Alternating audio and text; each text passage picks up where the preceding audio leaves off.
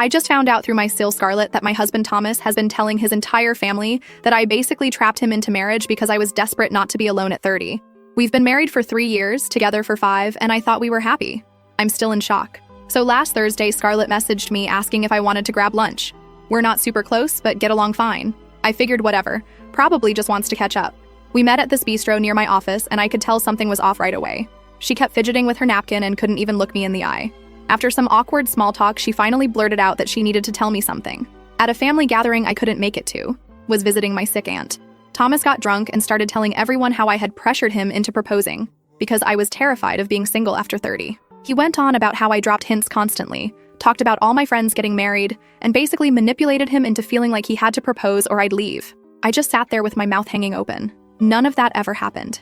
If anything, Thomas was the one who brought up marriage first. He was the one who started looking at rings online and asking what styles I liked. We had been talking about our future together since our first anniversary. Marriage was a mutual decision we both wanted. When I asked Scarlett why she was telling me this, she admitted she felt uncomfortable keeping it from me, especially since Thomas's mom Arlene and his brother Charles had been making snide comments about me at family gatherings. Apparently, they've been treating me differently for months based on this BS story, and I never even realized. Scarlett said even her husband Nathan was shocked by what Thomas said, which is why she decided I should know. I spent the rest of the day in a total fog. When Thomas got home that night, I confronted him immediately.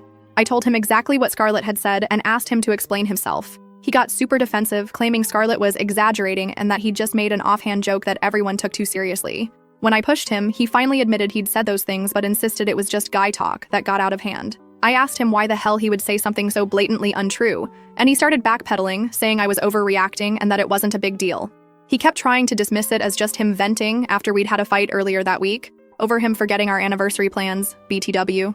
I told him making up lies about me to his family wasn't venting. It was a complete betrayal. The conversation went nowhere. Thomas refused to admit how serious this was, and I was too upset to think straight. I told him I needed space and spent the night in our spare bedroom. The next morning, he acted like nothing had happened. Classic Thomas. Avoid the problem until it goes away. For the next few days, I tried to process everything. I realized this explained why Arlene had been so cold to me recently, making comments about how some women will do anything to get a ring. I always thought she was just being her usual judgmental self, but now it made sense. Her precious son had poisoned her against me with complete lies. The following weekend was Arlene's 60th birthday dinner.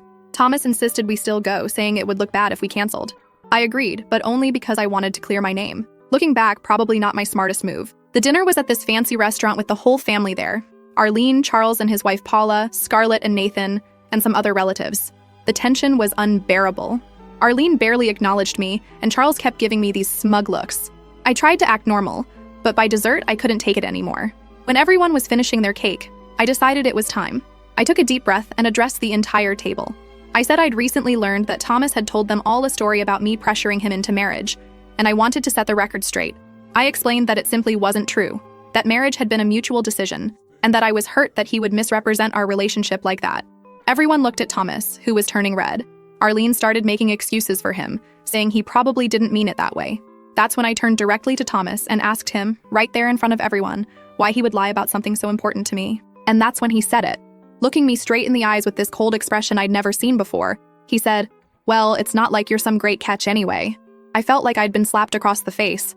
His family looked shocked. Even Arlene seemed taken aback. Without saying another word, I grabbed my purse and walked out. I could hear Thomas calling after me, but I just kept walking until I reached my car. I drove to a hotel nearby and checked in for the night. I turned off my phone and just sat on the bed trying to make sense of what had just happened. The next morning, I turned my phone back on to find 27 missed calls and a flood of texts from Thomas. Most were angry, saying I had embarrassed him in front of his family and ruined his mom's birthday. A few were apologetic, claiming he didn't mean what he said. The latest ones had taken an alarming turn. He was now threatening that if I didn't apologize to his mom for causing a scene, he would tell all our mutual friends that I had cheated on him with my ex. This is completely false. I have never cheated on Thomas, not once. I don't even talk to my ex. But Thomas knows that a mutual friend of ours went through a horrible public breakup last year because of cheating, and how our friend group reacted. He's basically threatening to socially destroy me with a lie he knows will be believed because of the context. I haven't responded to any of his messages. I went back to our apartment yesterday when I knew he'd be at work to pack some clothes and essentials. I'm staying with my friend Stacy for now, trying to figure out what the hell to do. This morning, Thomas sent me a long message saying his mom wants an apology before she'll allow our marriage to continue. As if she has any say in this. He included a screenshot of a draft message to our friend group with his cheating accusations all written out. saying he'll send it if I don't fix things with his family. I'm at a complete loss. The man I married, who I thought loved and respected me, has been lying about me to his family, publicly humiliated me, and is now blackmailing me with more lies. I don't even recognize him anymore. First update. First of all, I want to thank everyone who commented on my original post. I've been staying at Stacy's apartment for almost 2 weeks now. She's been amazing, letting me crash in her spare room even though it's basically her home office. The first few nights, we stayed up late drinking wine while I read her Thomas's increasingly unhinged texts. I was honestly shocked at how quickly he went from, "I'm sorry baby, please come home," to, "You're ruining my life and I'll make you pay." Stacy kept telling me I needed to talk to a lawyer ASAP, especially after Thomas sent that screenshot of his drafted message to our friends accusing me of cheating. At first, I resisted. Like, how did we go from marriage to lawyers in the span of a week? But after Thomas started involving his mom in our drama, I knew this wasn't going to resolve itself. The day after my original post, Thomas showed up at my office during lunch. He just waltzed in like he owned the place. I was in the break room when my coworker came in saying my husband was asking for me at reception. I felt ambushed. I considered refusing to see him, but I didn't want to make a scene at work, so I went out to the lobby. Thomas was standing there with this bouquet of flowers like this was some romantic gesture instead of him cornering me at my workplace. I told him we could talk outside, and as soon as we got to the sidewalk, his whole demeanor changed. The flowers were just for show. He started immediately demanding I come home and apologize to his mother. When I refused, he got in my face saying I was blowing everything out of proportion, and that his family would never respect me if I didn't make this right. I tried to stay calm and told him I wasn't going to apologize for standing up for myself after he humiliated me. He kept cutting me off, getting louder and more aggressive until people walking by started staring. I finally said that if he couldn't have a reasonable conversation, I had nothing more to say to him. That's when he grabbed my arm. Not hard enough to hurt, but definitely to prevent me from walking away.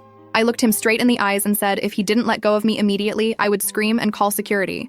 He dropped my arm like it was on fire, then had the nerve to say I was acting dramatic and that's why his family never liked me. I turned around and walked back into my building without another word. My hands were shaking so badly I could barely swipe my keycard.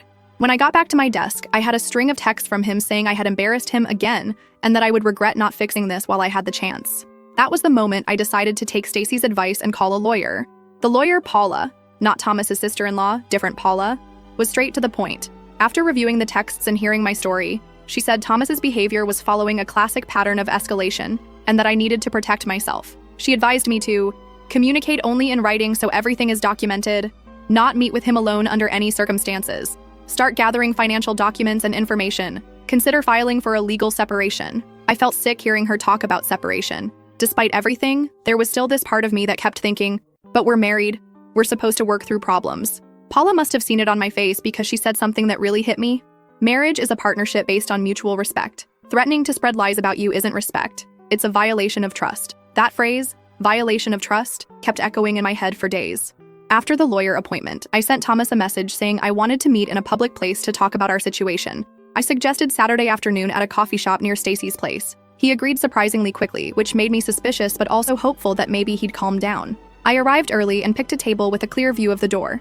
He sat down across from me and immediately launched into this speech about how much he missed me and how we needed to put this misunderstanding behind us. I let him talk, watching as he cycled through what felt like rehearsed lines about forgiveness and moving forward.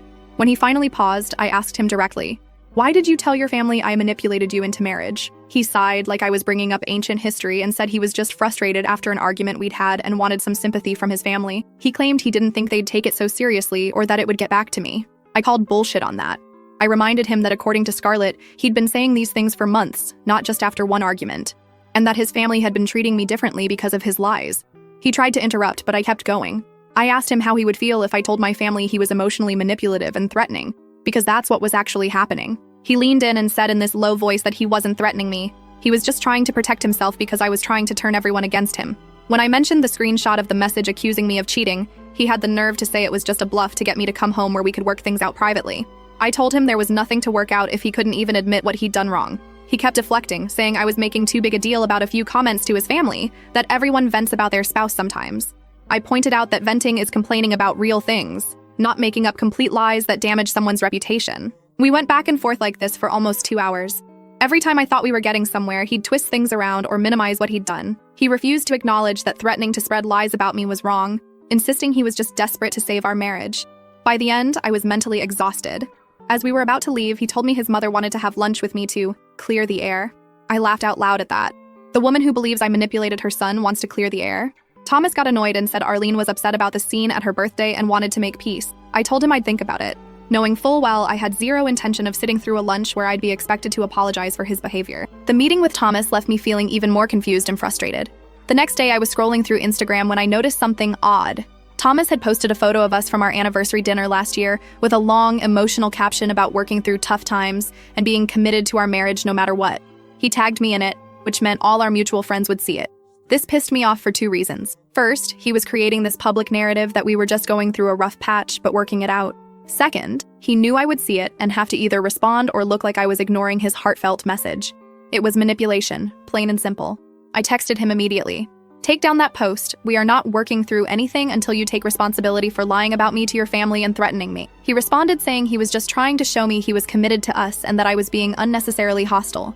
I repeated my demand to take the post down. After an hour of back and forth, he finally removed it, but not before adding a vague Instagram story about trying your best, but sometimes that's not enough. Later that same day, Scarlett messaged me asking how I was doing. We hadn't talked much since our lunch when she first told me about Thomas's lies.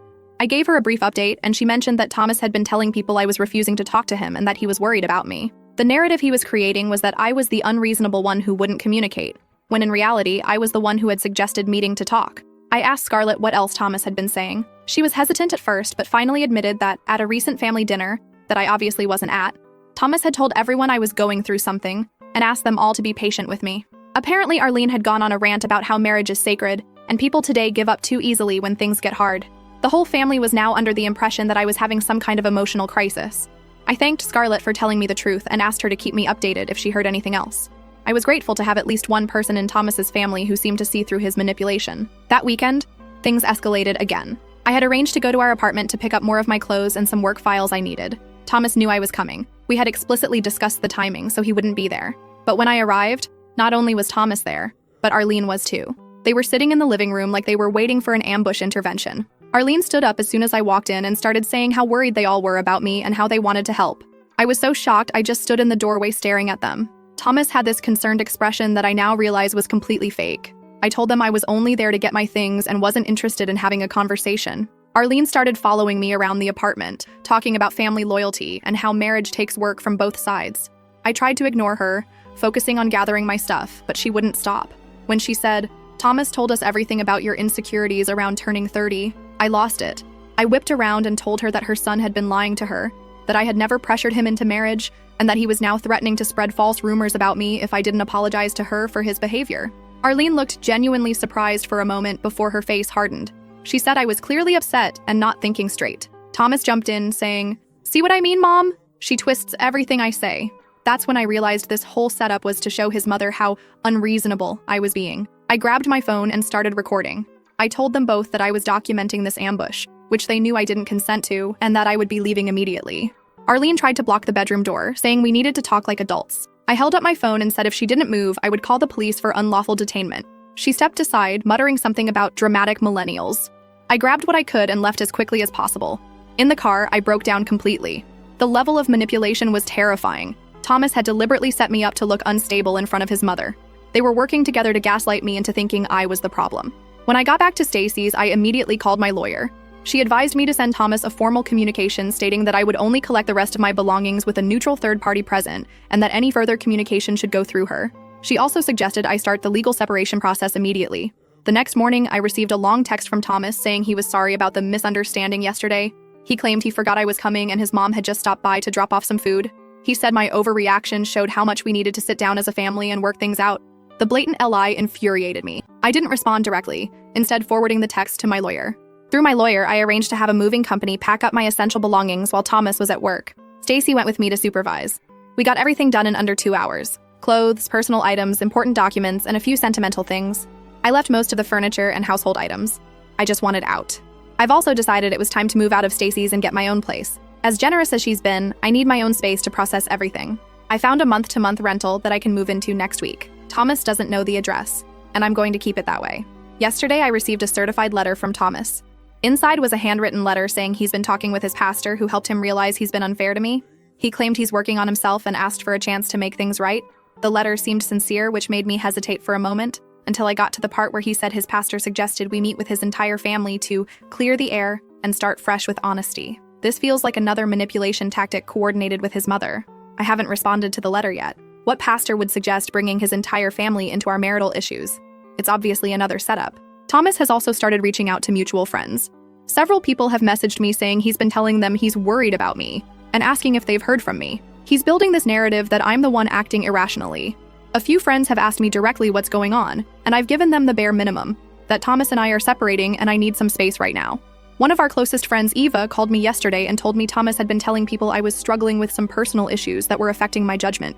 When she pressed him for details, he was vague but hinted that I might be having some kind of breakdown. Eva didn't believe him for a second. She's known me for years and said I sounded more clear-headed than ever when we talked. She wanted me to know what he was doing behind my back. I'm so angry about this. Thomas is trying to control the narrative by painting me as unstable or irrational, all while pretending to be the concerned, patient husband. It's such a calculated move. If people believe I'm not thinking clearly, they'll dismiss anything I say about his behavior. My lawyer says this is actually common in high-conflict separations. One person tries to undermine the other's credibility to gain sympathy and support. She advised me not to engage in a public back and forth with Thomas, as it would just feed into the drama he's creating. Instead, she suggested I speak privately with the friends I trust most to ensure they know the truth. I spent yesterday afternoon making a few phone calls to my closest friends, explaining the situation without getting into all the ugly details. Most were supportive and said they'd already suspected Thomas's version of events wasn't the whole truth. A couple admitted they'd been uncomfortable with how he talked about me even before all this happened, little comments that seemed harmless at the time but now fit into a pattern. So that's where things stand. I'm moving to my own place next week. I've consulted with my lawyer about the next steps towards separation. Thomas keeps alternating between apologetic messages and attempts to make me look unreasonable to our social circle. Every time I think Thomas can't shock me anymore, he finds a new way to try to manipulate the situation. For now, I'm focusing on one day at a time, getting my own place, figuring out the legal process, protecting myself from whatever Thomas might try next. I'll update again when I have more news. Second update, once again, thank you to everyone for your advice and support. Your comments have been a lifeline during this nightmare. I've read every single one, even if I haven't been able to respond to them all. It's been almost a month since my last update, and things have gotten even more complicated. I moved into my own apartment 3 weeks ago. I didn't tell Thomas the address, but that didn't stop him from finding out anyway. More on that later. The first week in my new place was surprisingly peaceful. I focused on setting up the basics, went to work, came home, and started establishing a routine that didn't involve constantly checking my phone for Thomas's latest manipulation attempt. My lawyer filed the initial paperwork for a legal separation, and Thomas was officially served the documents. I braced myself for the explosion, but it didn't come immediately. Instead, Thomas texted me asking if we could meet to discuss the separation like adults. I consulted with my lawyer, who advised me that while I wasn't obligated to meet him, it might help move things along if we could agree on certain terms without dragging everything through lengthy legal proceedings. She suggested meeting in a public place and being clear about my boundaries. I agreed to meet Thomas at a restaurant downtown, busy enough that he couldn't make a scene, but quiet enough that we could talk. When I arrived, he stood up when I approached the table, awkwardly leaning in like he was going to hug me or kiss my cheek. I stepped back and sat down immediately. No way was I letting him touch me after everything he's done. He started with an apology that sounded rehearsed but sincere enough. He acknowledged that threatening to spread lies about me was wrong and said he regretted it. He claimed he'd been in a bad place emotionally and lashed out in ways he wasn't proud of. I listened without interrupting, trying to figure out if he was genuinely remorseful or just saying what he thought I wanted to hear. When he finished, I asked the question that had been burning in me for weeks. Why did he tell his family I manipulated him into marriage in the first place? What could possibly justify that lie? He started talking about how his mother had always had specific expectations for him, who he would marry, when he would settle down, what his life would look like. According to him, when we got engaged, Arlene had expressed concerns that we were rushing things. Instead of defending our relationship, he'd given her a story that would make her feel better, that he was the one being sensible while I was pushing for commitment. I was floored. I asked him if he realized what he was admitting, that he'd thrown me under the bus to appease his mother. He tried to backpedal, saying it was just meant to be a temporary thing until Arlene got used to the idea of us being married. He never expected the lie to grow or for his whole family to treat me differently because of it. I told him that regardless of his intentions, the damage was done. He had betrayed my trust in one of the worst ways possible, and then when confronted, he doubled down with threats and manipulation instead of owning up to what he'd done. He said he knew he'd made terrible mistakes, but he truly loved me and wanted to make things right. He suggested couples counseling, a fresh start, even moving to a different city away from his family's influence if that's what it would take. I told him it was too late for that. The man who humiliated me at his mother's birthday dinner, who threatened to destroy my reputation, who ambushed me with his mother at our apartment, that was the real Thomas, not the charming guy I thought I'd married. He got frustrated then, asking what it would take for me to forgive him. He kept saying everyone makes mistakes and that throwing away a marriage over one bad comment was extreme. I reminded him it wasn't just one comment. It was a pattern of lies, threats, and manipulation that had been going on for months, possibly longer than I even knew. The conversation went in circles for almost 2 hours. Every time I thought we were making progress toward an amicable separation, Thomas would circle back to reconciliation. He couldn't seem to accept that I was serious about ending our marriage. Finally, I told him I needed to leave, and that any further communication should go through our lawyers. That's when his demeanor changed completely. His face hardened, and he said something that chilled me. "I know where you're living now," and said my new address. I tried not to show how shocked I was. I asked him how he knew that, and he smirked, saying he had ways of finding things out. I later realized he must have followed me home at some point, which was deeply unsettling. I left the restaurant feeling rattled. On the drive home, I called Stacy to tell her what happened. She suggested I speak with the building management about security concerns, which I did the next day. 2 days after our meeting, I received a massive bouquet of flowers at work. The card said, "I'm not giving up on us, T." My coworkers thought it was romantic, but I felt sick. It was like he was marking his territory, showing me he could reach me anywhere. That weekend, something even more disturbing happened. I was grocery shopping when I literally ran my cart into Arlene in the produce section. Of all the grocery stores in the city, she just happened to be at mine. She acted surprised to see me, but I'm 100% certain it wasn't a coincidence. Arlene started talking to me as if nothing had happened, asking how I was doing in that fake, concerned voice. When I tried to politely extract myself, she grabbed my arm and said she wanted to have a mother-daughter talk. I told her I wasn't interested and that if Thomas had put her up to this, they both needed to respect my boundaries. That's when she dropped the act. She told me I was breaking her son's heart over a silly misunderstanding, and that I needed to grow up and work on my marriage. She said divorce wasn't an option in their family and that I needed to stop being selfish. I looked her straight in the eyes and told her that her son had admitted to me he lied to her about our relationship to make her happy. I asked if Thomas had told her that part. She seemed genuinely confused for a moment. I took the opportunity to tell her that while I had once hoped we could have a good relationship, her constant interference and willingness to believe the worst about me had made that impossible. She started saying I was twisting Thomas's words and that I had always tried to come between him and his family. Other shoppers were starting to stare. I told her firmly that this conversation was over, and I left my half-filled cart right there and walked out. When I got to my car, I had 3 texts from Thomas asking why I was upsetting his mother. So not only had Arlene tracked me to my grocery store, but she was reporting back to Thomas in real time. I felt like I was being stalked by his entire family. The next day, I came home from work to find Thomas sitting in his car in the visitor parking section of my building. He rolled down his window as I walked past, calling out that he just wanted to talk. I ignored him and went inside, immediately calling the building security. By the time they went out to check, he was gone. This cat-and-mouse game continued for days. Thomas would show up at places he knew I'd be. He'd send messages alternating between apologetic and accusatory. Sometimes he'd claim he was respecting my space, only to appear at my workplace the next day. After a particularly stressful week, I decided to accept an invitation from my friend Eva to spend the weekend at her lake house. I needed to get away from the city and clear my head. I told only Stacy where I was going and made her promise not to tell anyone else. The lake house was exactly what I needed. Peaceful, isolated, with no cell service except near the main road. Eva and her husband Ryder were the perfect hosts, giving me space when I needed it, but also providing company and distraction. On Saturday evening, we were having dinner on the deck when Ryder's phone buzzed. He checked it and his expression changed. He showed the phone to Eva, who looked equally concerned. They were obviously trying to decide whether to tell me something. I asked them what was wrong. After some hesitation, Ryder showed me his phone. It was an Instagram post from Thomas, a throwback photo of me and Thomas at that same lake house from a trip 2 years ago. The caption read, "Missing these perfect weekends with my wife. Hope to recreate this special memory soon." I was stunned. Thomas knew I was at the lake house. The timing was too perfect to be coincidental. He was sending me a message. He knew where I was, even though I'd told almost no one. Eva and Ryder were spooked too. We checked all the doors and windows that night, even though the rational part of me knew Thomas probably wasn't actually at the lake. He was just letting me know that he could track my movements. I tried to enjoy the rest of the weekend, but I couldn't shake the feeling of being watched. On Sunday afternoon, we were packing up to leave when a car pulled into the driveway. My heart nearly stopped until I realized it was just the neighbor coming to borrow something from Ryder. When I got back to my apartment that evening, there was a note taped to my door. It simply said, "We need to talk. This has gone far enough." I recognized Thomas's handwriting immediately.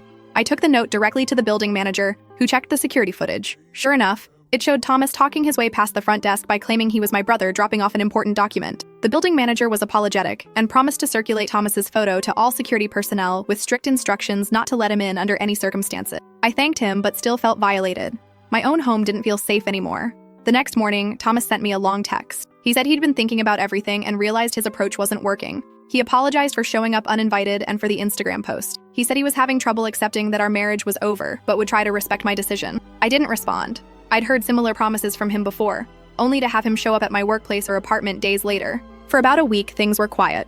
No texts, no surprise visits, no flowers at work. I started to relax a little, thinking maybe Thomas had finally accepted reality. Then I remembered our wedding anniversary was coming up the following week. Knowing Thomas, he would use it as an opportunity for another grand gesture. I decided to be proactive. I arranged to take the day off work and planned to spend it with Stacy at a spa in a neighboring city, well away from anywhere Thomas might look for me.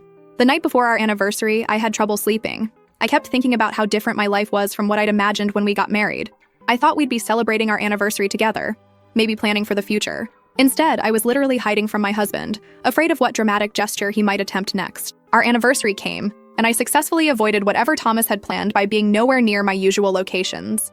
Stacy and I had a relaxing day at the spa, and I kept my phone off the entire time. When I finally turned it back on that evening, I had dozens of notifications. Messages from Thomas, of course, but also from mutual friends asking if I was okay.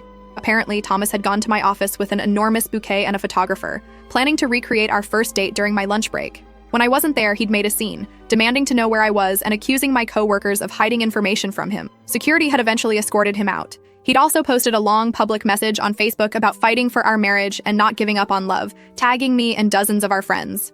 The post included private details about our relationship that made me cringe with embarrassment. I was mortified but also angry. Thomas was using public spectacle to pressure me, knowing how much I hate being the center of drama. It was manipulation, pure and simple, designed to make me so uncomfortable that I'd give in just to make it stop. I spent that evening responding to concerned messages from friends, trying to explain the situation without getting into all the ugly details. Most were supportive, though a few suggested I should at least talk to him, given how hard he was trying. They didn't understand that his trying was exactly the problem. He was trying to force me back through pressure and public embarrassment rather than respecting my decision. So you won't believe what happened yesterday after that whole anniversary disaster. Thomas's brother Charles posted this insane rant on Facebook about family loyalty and how some people need to learn to back off and respect boundaries. And he tagged Thomas and Arlene in it. At first I thought maybe I was reading too much into it, but then I saw the comments. Paula, Charles's wife, wrote, "Finally, someone said it." And Thomas responded with, "Real family doesn't stab you in the back when you're down." And then Arlene jumped in, calling Charles ungrateful and disloyal. It turned into this massive public family meltdown right there on Facebook. Apparently what happened is, Charles found out Thomas had been going through his phone trying to find my new address, and when Charles confronted him, Thomas flipped out and told Arlene that Charles was taking my side against the family. Arlene then called Charles's house at like 2 a.m., screaming about how he was betraying his brother when Thomas needed support. Stacy's cousin works with Paula and texted Stacy screenshots of everything before they deleted it all. Thomas apparently showed up at Charles and Paula's house drunk at midnight, demanding they help him fix things with me. When they refused, he started accusing Charles of always being jealous of him and trying to sabotage his relationships. The whole thing exploded into this huge family civil war with people taking sides. Even Arlene's sister jumped in saying Arlene needed to stop enabling Thomas's obsessive behavior. Her words, not mine. I'm sitting here watching their entire family implode over my marriage, while Thomas keeps making himself the victim. It's actually terrifying seeing how quickly his mask dropped with his own family when they wouldn't go along with his plan. If he's willing to destroy his relationship with his brother over this, what would he do to me if I went back? The weirdest part is I haven't had to do anything. They're all turning on each other without any input from me. Thomas's manipulation is finally backfiring, and it's honestly both satisfying and scary to watch. I'll update again if anything significant happens. Thanks again for all your support. You guys have honestly kept me sane through this whole nightmare. Final update. Okay, so it's been 2 months since my last post and a lot has happened, so here's the finale to this whole nightmare with Thomas. After that whole Facebook meltdown with his family, Thomas went completely silent for like a week. No texts, no stalking, nothing. I was starting to think maybe he'd finally backed off when I got served with divorce papers at work. Yes, he filed first. After months of refusing to accept it was over and stalking me across the city, he suddenly decided to be the one to file. At first I was confused as hell, but then my lawyer called saying Thomas wanted to do a quick, uncontested divorce, where we'd basically just split everything 50-50 and be done with it. After all his dramatic fighting for our marriage bullshit, he suddenly wanted out ASAP.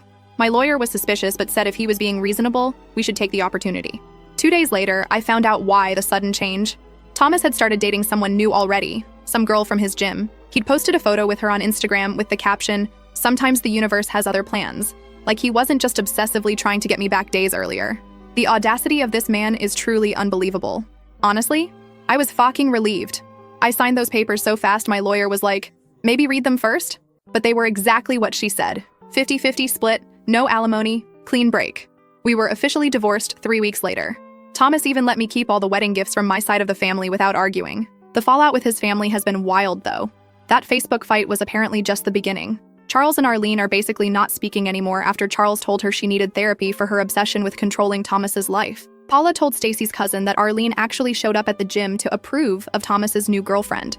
The new girl must have passed the test because now Arlene posts about her constantly, calling her the daughter I always wanted, which is a direct dig at me that I find hilarious rather than hurtful. Thomas texted me last week saying he appreciated how maturely I handled everything, and that he wishes me the best. This from the man who was basically stalking me 2 months ago.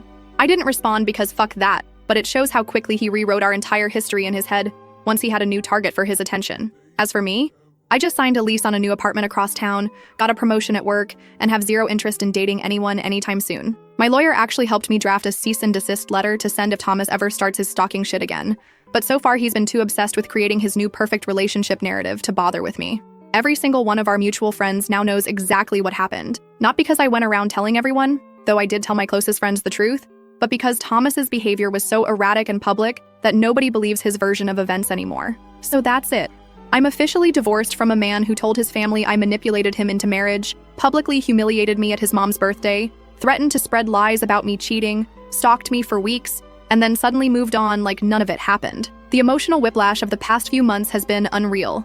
Looking back at my first post, I can't believe I ever questioned whether I was overreacting. This man and his family showed me exactly who they are, and I'm so fucking glad I got out before wasting any more years of my life with them. Thanks for all your support through this wild ride, Reddit. I couldn't have stayed strong without your advice and encouragement.